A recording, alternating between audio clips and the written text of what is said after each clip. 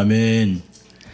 오늘 하나님께서 저희에게 주시는 은혜의 말씀은 룻기 2장 17절부터 23절까지의 말씀입니다. 룻기 2장 17절부터 23절까지의 말씀을 봉독해 드립니다. 하나님의 거룩한 말씀을 봉독해 드릴 때 여러분의 귀와 삶의 은혜가 있기를 바랍니다. 하나님의 말씀입니다. 룻이 밭에서 저녁까지 줍고 그 주운 것을 떠니 보리가 한 에바쯤 되는지라. 그것을 가지고 성읍에 들어가서 시모에게 그 주운 것을 보이고 그 배불리 먹고 남긴 것을 내어 시모에게 드리매 시모가 그에게 이르되 오늘 어디서 주었느냐 어디서 일을 하였느냐 너를 돌아본 자에게 복이 있기를 원하노라. 룻이 누구에게 일한 것을 시모에게 알게 하여 가로되 오늘 일하게 한 사람의 이름은 보아스니이다. 나오미가 자부에게 이르되 여호와의 복이 그에게 있기를 원하노라. 그가 생존한 자와 사망한 자에게 은혜 베푸기를 그치지 아니하도다. 나오미가 또 그에게 이르되 그 사람은 우리의 근족이니 우리 기업을 물을 자 중 하나이니라. 모압 여인 룻이 가로되 그가 내게 또 이르기를 내 추수를 다 마치기까지 너는 내 소년들에게 가까이 있으라 하더이다. 나오미가 자부 룻에게 이르되 내 딸아 너는 그 소녀들과 함께 나가고 다른 밭에서 사람을 만나지 아니하는 것이 좋으니라.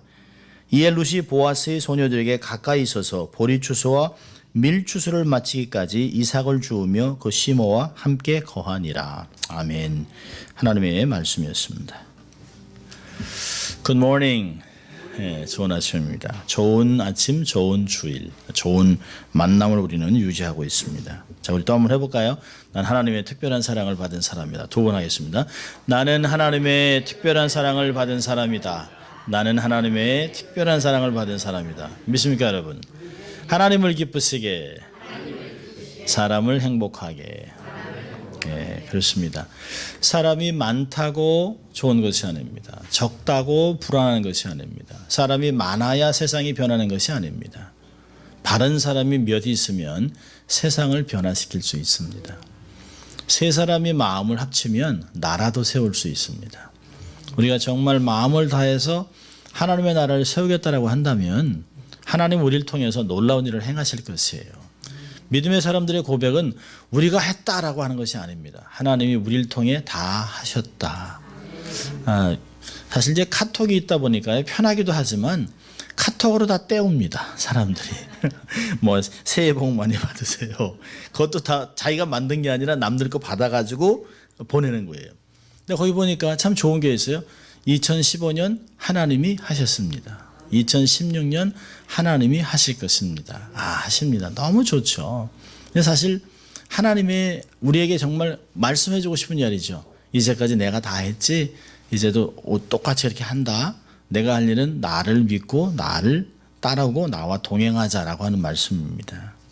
우리가 그렇게 한 해를 살아서 정말 복되고 즐거운 삶을 살 수 있기를 주의 이름으로 축원합니다. 오늘은 기업 물을 자라고 하는 제목으로 말씀을 나누려고 합니다. 기업 물을 자. 20절에 보면 우리 기업을 물을 자. 기업을 물을 자가 히브리어로 고엘이라고 합니다. 고엘. 모압 땅에서 베들레헴으로 돌아온 룻과 나오미의 생활은 보아스를 만남으로 획기적으로 바뀝니다. 새로운 전기를 맞이했습니다. 어떻게 살아야 될지 아무런 기대나 희망이 없이 막막했던 그들의 삶인데 이제는 풍족하진 않지만 그래도 적당히 먹고 살아갈 수 있는 그런 기반이 만들어지고 있습니다.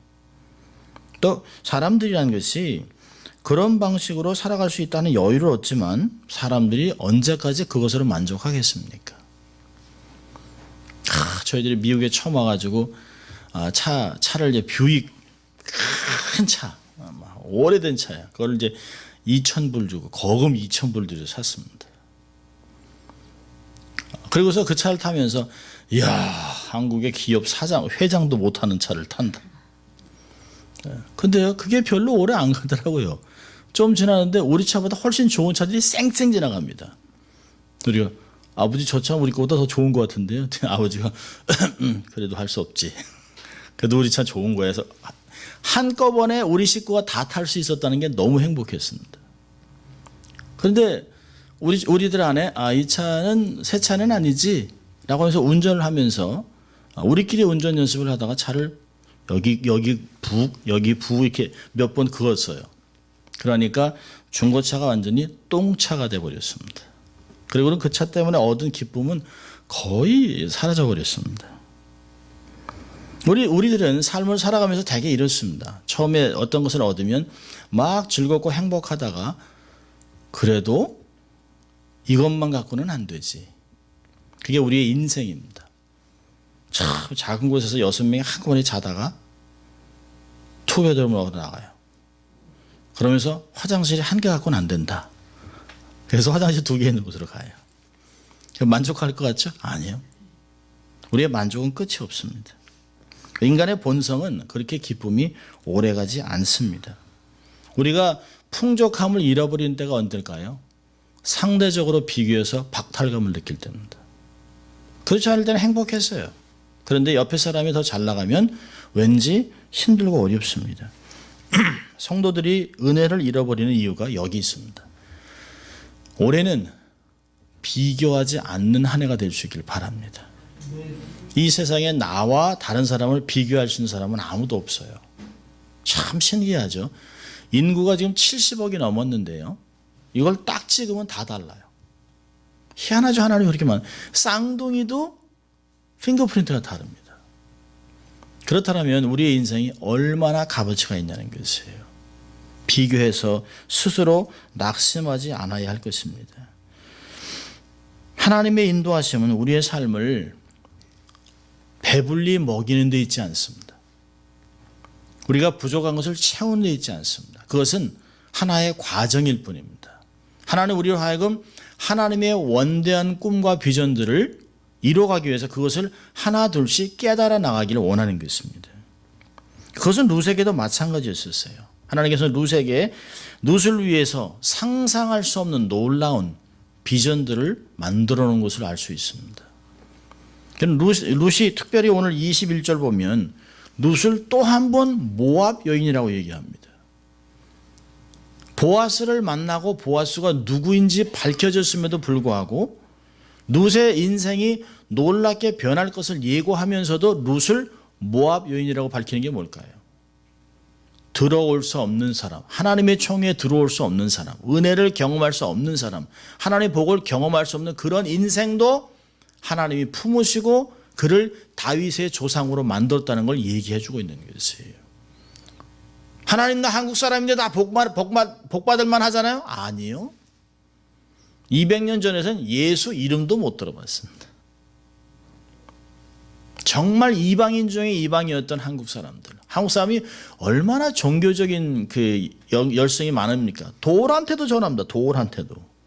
성황당, 저희 어릴 때도 지나갈 때 보면 성황당에 있어요. 밤낮 굿하는 소리가 납니다. 누가 아프면 밤낮 굿해요. 덩덩덩덩 막 작두에 서고 막 이럽니다. 그리고서 막 시루떡 해가지고 나눠주고 돼지코에다 돈 꽂아놓고 그게 한국 문화 중에 하나였습니다. 여러분 대한항공 비행기 어마어마하잖아요. 어마어마하잖아요. 비행기를 사서 띄우기 전에 반드시 돼지 머리 앞에서 절합니다. 돼지야 비행기 잘 뜨게 도와다오. 돼지가 웃잖아요. 내가 어떻게 좀 기가 막히잖아요. 그러니까 그랬던 사람들을 예수 믿게 하셨다는 건 얼마나 복된지 몰라요. 먹고 사는 문제가 아닙니다. 그래서 예수님은 마태복음 6장 33절에서 하나님의 나라와 의를 먼저 구해라. 먹고 사는 거 의식주 구하지 말고 이건 다 이방인에게 다 있는 거예요. 내 하나님의 나라와 의를 먼저 구하면 이 모든 것 너희들이 생각하고 걱정하는 거 다 채워준다라고 말씀하셨습니다. 할렐루야. 그 좋은 하나님이 우리의 하나님입니다. 자, 오늘 본문 보세요. 17절 보시면 룻이 밭에서 저녁까지 줍고 그 주운 것을 떠니 보리가 한 에바쯤 되는지라. 여기 보면 해질 무렵까지 아침부터 해질 무렵까지 정신없이 주웠습니다. 그게 뭘까요? 한 알이라도 더 주우려고 악착같이 주웠다는 것이에요. 그리고 그 주운 이삭을 아마 어떤 때는 이제 이렇게 막 단을 주웠겠죠. 왜냐하면 보아스가 흘리고 가라고 했기 때문에 단까지 주었습니다. 근데 단까지 가져올 수는 없잖아요. 한쪽에 쌓아놨다가 이제 타장마장으로 가져가서 이제 텁니다. 털어서 이삭들만 가져가는 것이에요. 알곡과 껍데기를 분리하는 작업을 이삭 떨기는 타작마당에서 하는데요. 떨어보니까 대략 한 에바쯤 됐다. 에바가 얼마큼일까요? 한 에바 50파운드입니다. 50파운드. 50파운드의 보리를 거뒀습니다. 이삭 줍기를 통해서 50파운드의 곡식을 거두는 게 이게 가능한 일일까요? 아니요. 불가능한 일이에요. 룻은 최선을 다했습니다. 아침부터 저녁까지 쉬지 않고 계속 주웠어요. 온종일 수고했어요.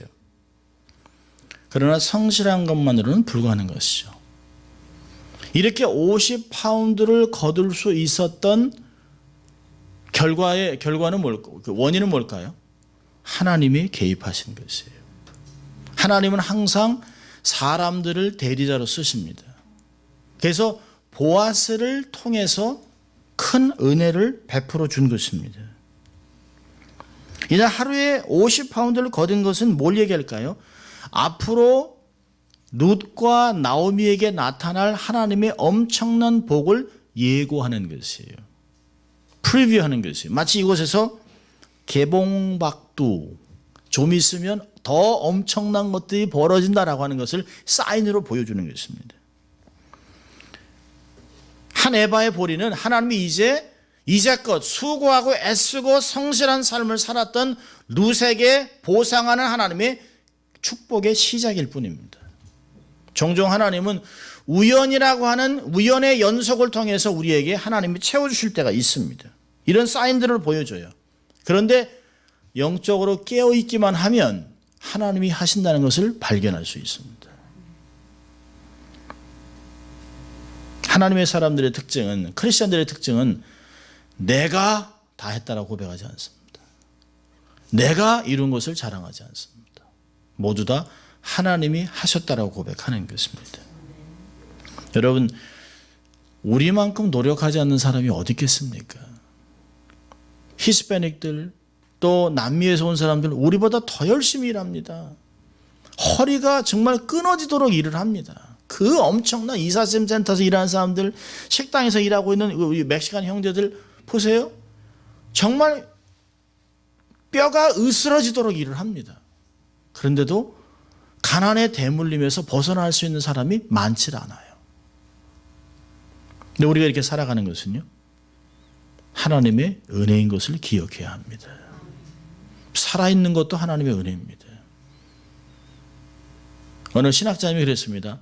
살아있다는 것 희망입니다. 어제 죽을 수 있었는데요, 오늘 살아있다는 건 희망입니다.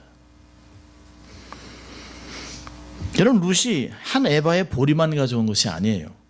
여기 보니까 18절을 보니까 그것을 가지고 성읍에 들어가서 시므에게 그 죽은 것을 보이고 그 배불리 먹고 남은 것을 내어 시므에게 드렸다고 얘기하고 있습니다. 점심시간에 자신의 허기진 배를 채우면서 그 순간에 그녀는 집에서 배를 곪고 있을 시어머니를 생각했습니다. 그리고 열심히 먹으면서 한쪽으로는 자기 시어머니에게 드릴 볶은 곡식을 감췄습니다. 그런데 보아스도 소녀들도 소년들도 침묵합니다. 그 마음을 아마 그럴 거야. 야야, 네 거나 먹어. 가져가지 마. 왜 주머니에 왜 숨기니 그거. 그만 먹어. 그럴 수 있잖아요. 그런데 아무도, 룻기의 기자도 이 룻의 아름다운 마음을 보고 탐복하고 침묵하고 있습니다.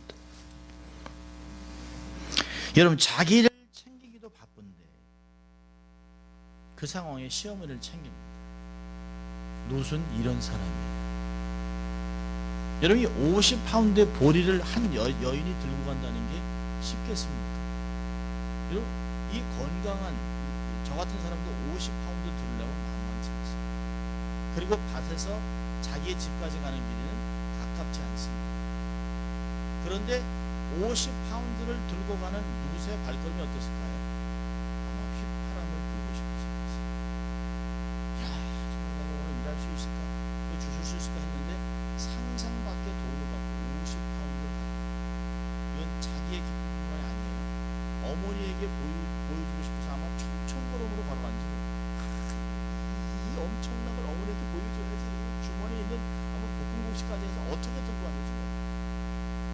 그렇죠. 그렇게 갔을 것이에요. 자, 이 며느리가 가져온 50파운드의 보리 그리고 볶은 곡식을 차마 시어머니는 못 먹습니다. 그리고 질문을 마구 퍼대고 있어요. 질문의 핵심 뭐냐면 누구냐. 나오미는 룻이 그렇게 많은 양의 곡식을 가져오리라고는 전혀 예상을 못했어요. 좀 위험한 이삭 죽기 작업에 내보냈는데 하루 종일 안절부절하는 거죠. 피부색도 달라, 눈 색깔도 달라. 이 다른 이 사람이 가서 제대로나 해낼까? 수치나 당하고 욕이나 먹지 않을까? 이거 피눈물 흘리고 있지 않을까? 이거 어떡할까? 아마 밖에만 계속 내다보고 있었을 것이에요. 그러면서 그랬겠죠. 하나님 도와주세요. 우리 며느리, 착한 며느리 다치지 않게 도와달라고 아마 그랬을 것입니다. 그래서 가서 얘가 이삭 죽기를 하는 자리는 얻기는 하겠나? 이삭을 얼마나 주오겠나? 아이고 이거 후회하진 않겠나? 이라고 근데 덜컥 예상을 뒤엎고 50파운드의 보리를 가져요. 이건 나오미의 기도의 공로가 아닙니다. 룻의 노력의 대가도 아닙니다. 이것은 하나님의 계획. 그래서 나오미는 깜짝 놀랐어요. 우리도 가끔 염려하거나 기대하거나 예상했던 것을 뛰어넘는 일들이 우리의 삶에 일어납니다. 이럴 때 우리는 요한 같은 고백을 해요. 그리고 예수님이 돌아가시고 나서 제자들이 다 낙심했어요. 베드로가 나는 고기 잡으러 간다. 그러니까 제자들이 다 나도 하고 따라갔어요. 그리고 와서 디바리아에서 밤새 고기 잡는데 안 잡는데 얘가 근데 바닷가 곁에서 얘기를 합니다. 고기가 있냐? 우리 밤새 수고해도 못 잡았습니다. 그러니까 오른쪽으로 그물을 던져봐라. 던졌습니다. 153마리 그물이 찢어질 것 같이 너무 많았습니다. 근데 남들은 우와 건져 막 이러고 있었겠죠. 성경이 안 나왔어요. 건져 하겠죠. 근데 그때 이 상황을 보고 예수님의 사랑하는 제자 요한이 얘기합니다. 주시. 주님이 하세요. 이런 기적은 주님밖에 못합니다. 우리도 그런 고백을 해야 할 필요가 있습니다. 이것이 하나님을 믿고 살아가는 성도들의 기쁨입니다. 우리의 예상 밖의 일을 하시면서 놀라운 감동을 주시는 하나님. 세상이 알지도 못하고 줄 수도 없는 것이에요. 옛날에 이런 광고가 있었습니다. 니들이 개맛을 알아? 여러분, 예수 믿는 사람들이 우리가 할 말이 먼저 너희들이 하나님의 사랑을 알아? 신앙의 맛을 알아? 이런 자부심을 갖고 살아갈 수 있길 바랍니다. 세상은 알지도 못해요. 이런 기쁨을. 나오미는 룻이 주워온 곡식을 보자 누군가가 분명히 룻에게 친절을 베푼 걸 알았습니다. 그래서 어디서 주웠느냐, 어디서 일을 했느냐, 너를 돌본 자는 축복이 있길 원한다. 나오미의 관심은 사람입니다. 사람. 도대체 누구냐는 것이에요. 누가 너를 이렇게 도와준 것이냐. 룻이 시어머니가 이렇게. 근데 룻은요. 아니 시어머니가 이렇게 행분하는 이유를 몰라요. 어쨌든 많이 주워오면 되는 거 아니에요. 많이 주워오면.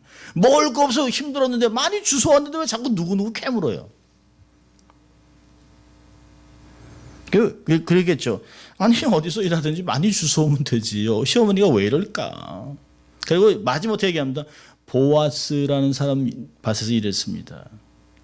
그러니까요. 나오미가 탐복을 합니다. 탐복을.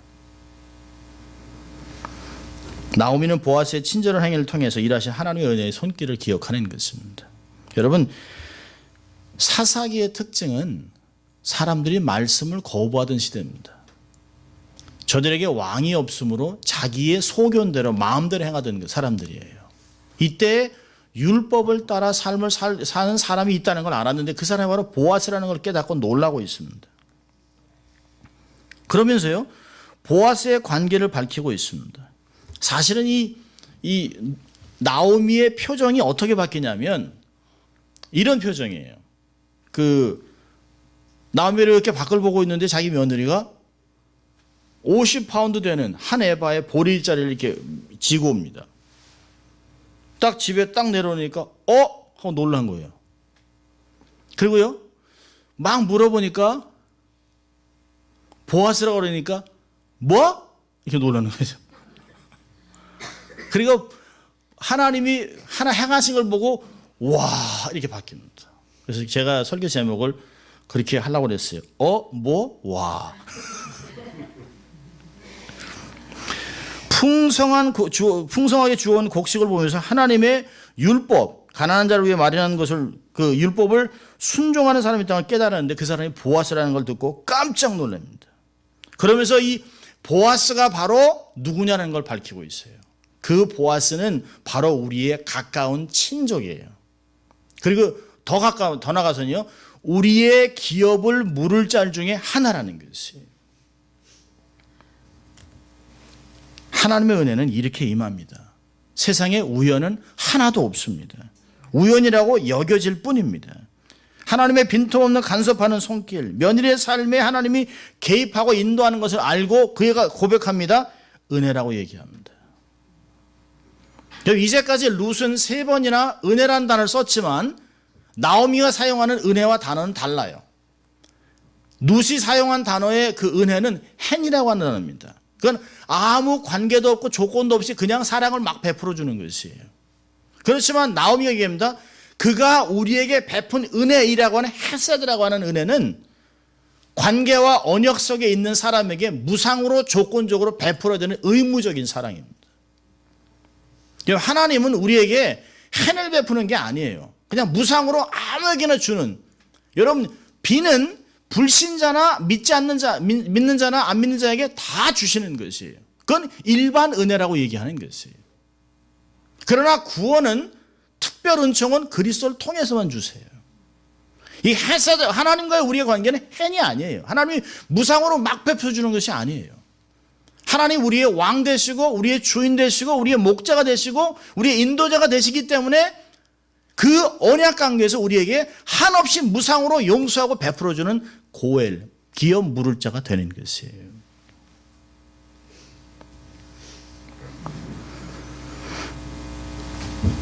근데 나오미가 알았을까요? 보아스도 알았습니다. 룻만 모르는 것이에요. 은혜의 깊이를 모르는 것이에요. 나오미는 보아스가 누군지 자세히 가르칩니다. 그러면서 며느리의 재혼을 계획하고 있어요. 보아스는 우리의 근족이다. 그렇게 얘기하니까 21절에 모압 여인 룻이라고 얘기합니다. 그렇게 얘기합니다. 그가 내게 또 이르기를 내 추수를 다 마치기까지 너는 내 소년들에게 가까이 있으라 했습니다. 근데 나오미가요, 다른 제안을 합니다. 여기 단어를 하나 바꿨어요. 나오미가 자부 룻에게 이르되 내 딸아 너는 그 소녀들과 함께 있어라. 소년들하고 있게 있는 게 아니라 소녀들과 함께 있으면서 너를 스스로 잘 몸 관리하고 잘 관리하라는 것이에요. 그러면서 며느리의 재혼을 준비하고 있습니다. 여러분, 기업 물을 자가 뭡니까 도대체? 여기 기업 물을 자, 룻에는 기업 물을 자라는 단어가 굉장히 많이 나오고 있습니다. 이 기업 물을 자라고 하는 게 히브리어로 고엘입니다. 고엘. 이 고엘을 이해하기 위해서는 그 당시의 문화와 풍습과 사회적 배경을 알아야 됩니다. 기업 물을 자라고 할 때 기업은 대개가 대대로 내려온 땅을 이야기합니다. 땅. 그 물은다는 건 뭐예요? 값을 치르고 속량해 주는 것이에요. 그러니까 이 기업을 물은다고 하는 가장 가까운 단어, 신학적인 단어는 구속과 속량이라는 단어입니다. 성경에서 등장하는 고엘의 4가지 의무가 이렇습니다. 첫 번째는 뭐냐면 친족 형제가 아내를 홀로 남기고 고인이 되면 고인이 가까운 친족 중에 한 사람이 그를 아내로 맞이해서 고인의 이름과 유산을 이을 아들을 낳아주는 것이에요. 그러니까 룻기 3장에 나옵니다. 또 하나는요. 둘째는 친족 중에서 어떤 사람이 가난하게 돼서 자기를 종으로 팔았어요. 근데 그 종에서 속량해서 그를 자유인이 되게 하는 것이에요. 그러니까 레위기에 나와 있는 말씀입니다. 또 하나는요. 어떤 사람이 가난해서 유산으로 받은 땅을 다른 사람에게 팔았습니다.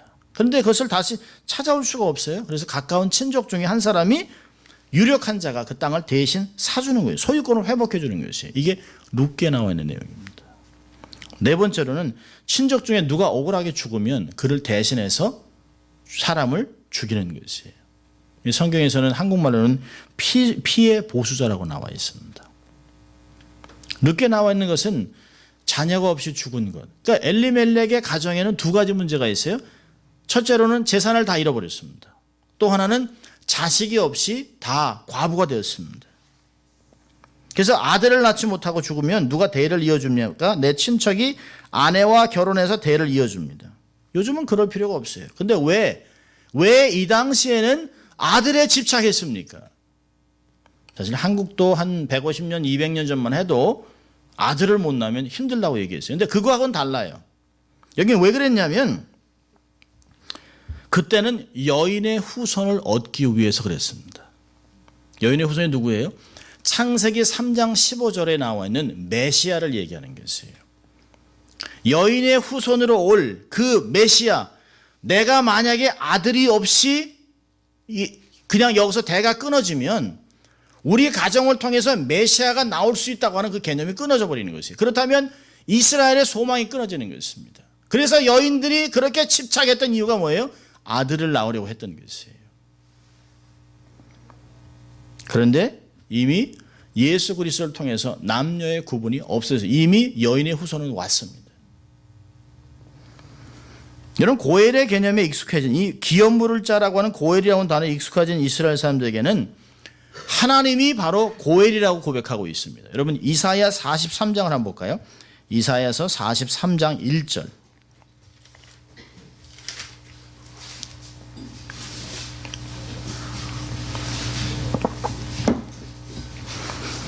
이사야서 43장 1절. 우리 같이 읽죠. 야곱아, 너를 창조하신 여호와께서 이제 말씀하시느니라. 이스라엘아, 너를 조성하신 자가 이제 말씀하시느니라. 너는 두려워 말라. 내가 너를 구속하였고 내가 너를 지명하여 불렀나니 너는 내 것이니라. 예, 내가 너를 구속하였다고 하는 단어가 고엘입니다. 고엘. 내가 너를 속량했다. 내가 너의 기업을 물어줬다. 네가 노예됐고 죄의 노예가 됐던 너를 내가 속량했다. 고엘, 내가 너의 고엘이 됐다고 얘기하는 것이에요. 스스로를 도저히 구원할 수 없었던 이스라엘 백성들에게 고엘의 등장은 소망이 아닐 수 없어요. 그래서 지금도 예수를 믿지 않는 이스라엘 사람들은 이 고엘을 기다리고 있는 것이에요. 구속자, 메시아를 기다리고 있습니다.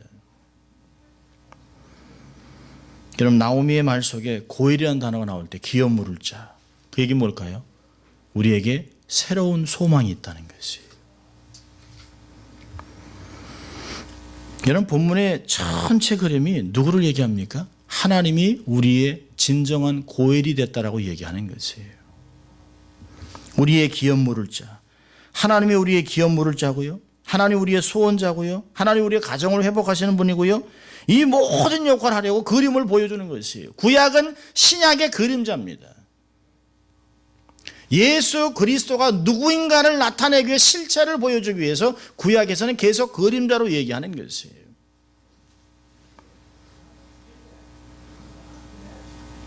예수 그리스도. 그래서 이 고엘의 완성은 예수 그리스도입니다. 구약에서도 하나님께서 이스라엘의 고엘로 우리의 친족 구속자가 됐음을 누누이 밝히고 있습니다. 창세기 48장 16절에서 하나님은 우리 모든 환난에서 건지신 분으로 소개하고 있습니다. 고엘이라고 얘기합니다. 이사야에서도 구속자로 번역되어 있습니다. 고엘에서 의무와 사랑을 다 하셨다라고 이사야 54장은 우리에게 이야기하고 있습니다. 그 그림자인 예수 그리스도, 그분이 나타나셔서 우리 위하여 자신의 몸을 대속물로 내줬다라고 이야기하고 있습니다. 보혈의 피로 우리를 속량해줬다라고 얘기하고 있습니다. 하나님은 인류의 창조와 더불어 우리의 고엘이 되어 오셨습니다. 그리고 지금도 우리의 삶 속에 우리를 언약의 자녀로 삼으셨어요. 예수 그리스도께서 우리를 신부로 맞아들이셨습니다. 여러분, 성경을 보세요. 성경은 창세기 처음부터 2장부터 아담과 이브의 결혼식으로 시작합니다. 그리고 예수님이 요한복음 14장에 가서 제자들에게 내가 하늘에 가서 너희를 위하여 신방을 만들어 놓고 너희를 신부로 맞아 다시 들 때까지 나를 기다려라 라고 얘기합니다. 그리고 계시록 19장에 가서는 어린 양의 혼인잔치를 이루고 있습니다. 예수님은 진정한 우리의 신랑이요 고엘이요 기업을 물어주고 우리를 회복하시는 그런 주님이라고 성경은 가르치고 있습니다. 우리가 정말 죄의 노예로 있었던 우리를 속량하고 신부로 맞아주신 예수 그리스도, 진정한 기업 물을 자 예수 그리스도를 우리가 기억하고 확신하고 삶을 살아간다면 어떤 환경 속에서도 우리는 절대로 낙심하지 않습니다. 소망과 오히려 감동으로 놀라운 삶을 살아갈 수 있습니다. 그래서 우리는 노래 부르는 거 아닙니까? 주 예수보다 더 귀한 것은 없네. 누가 우리의 고해를 대신할 수 있겠습니까? 아무도 없습니다. 세상은 알 수도 없는 것이에요. 시편 63편 3절은 이렇게 얘기했습니다. 주의 인자가 헤세드가 생명보다 나음으로 내 입술이 주를 찬양할 것이라. 주의 인자하심은 영원합니다. 주의 인자하심은 변하지 않습니다. 나의 어떠한 조건에 의해서 줄어들거나 늘어나지 않습니다. 내가 부족하고 연약하고 인생의 밑바닥을 지난다 할지라도 우리의 고엘은 우리 곁에 서서 우리를 회복하고 나를 신분으로 맞아들여서 놀라운 신분으로 회복하고 하나님의 영광을 드러내실 분이라고 얘기하고 있습니다.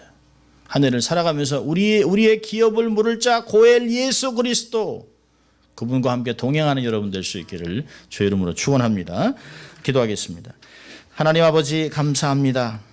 오늘도 하나님 저희들에게 예수 그리스도가 누구인가를 우리에게 가르치시고 어떠한 소망으로 하나님 우리의 삶을 인도하시는 것을 깨닫게 하신 주님 감사합니다. 늘 주께 감사하고 새로운 소망으로 현실을 극복하는 저희들 될 수 있도록 하나님 축복하여 주시옵소서. 감사하고 예수님 이름으로 기도합니다. 아멘.